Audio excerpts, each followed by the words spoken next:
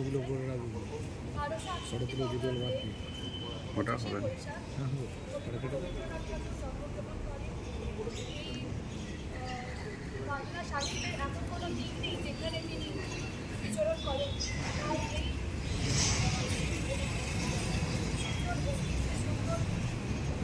স্মরণে আমি তাকে শ্রদ্ধা জানাচ্ছি। আজ তার প্রয়াণ দিবস প্রধান দিবস, আমি তাকে শ্রদ্ধা জানাচ্ছি।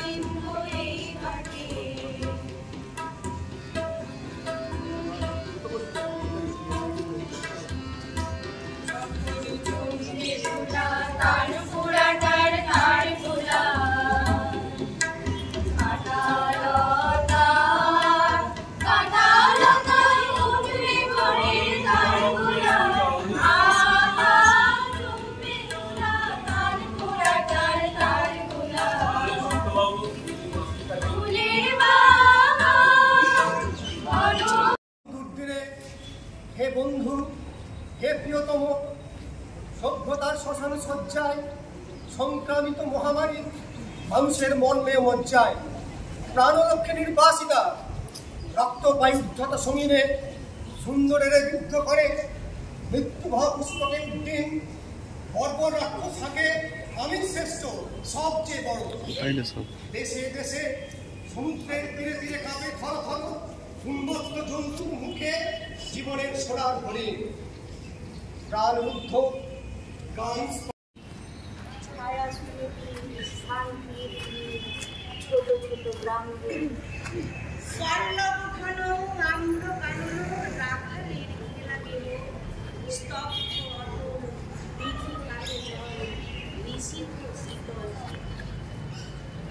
খরার মধ্যে বঙ্গের জল লই যায় ঘরে মা বলতে প্রাণ করে আমি চান আসে জল ধরে।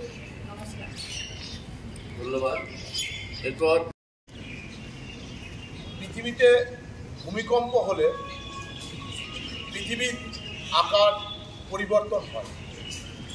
আগ্নেয়গিরি অগ্নুৎপাদনের ফলে পৃথিবীর আকার পরিবর্তন হয়। পাতর সংস্থার মতবাদে আমরা জানেছি পৃথিবীর আকার পরিবর্তন হয়। সাহিত্যের জগতে রবীন্দ্রনাথের প্রয়াণ দিবসে রবীন্দ্রনাথের মৃত্যুর ঘটার পরই সাহিত্য একটা পতনের মুখে পড়ে। রবীন্দ্রনাথ আজ 84তম প্রয়াণ দিবস। তাহলে 84টা বছর আগে যিনি প্রয়াণ হয়েছেন তার আমরা মৃত্যুর জন্য আজকে গোটা ভারতবর্ষে নয় গোটা পৃথিবীতে তার প্রয়াণ দিবস পালন করছে।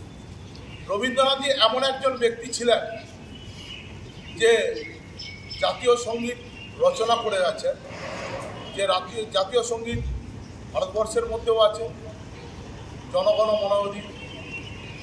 আমাদের প্রতিবেশী রাষ্ট্র, প্রতিবেশী দেশ বাংলাদেশেও আমার সোনার বাংলা জাতীয় সঙ্গীত রয়েছে।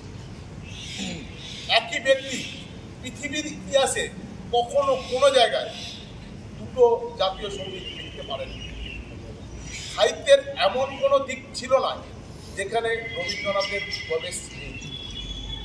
বিজ্ঞানের কথায় বলতে গেলে রবীন্দ্রনাথের সেখানেও প্রবেশ আছে।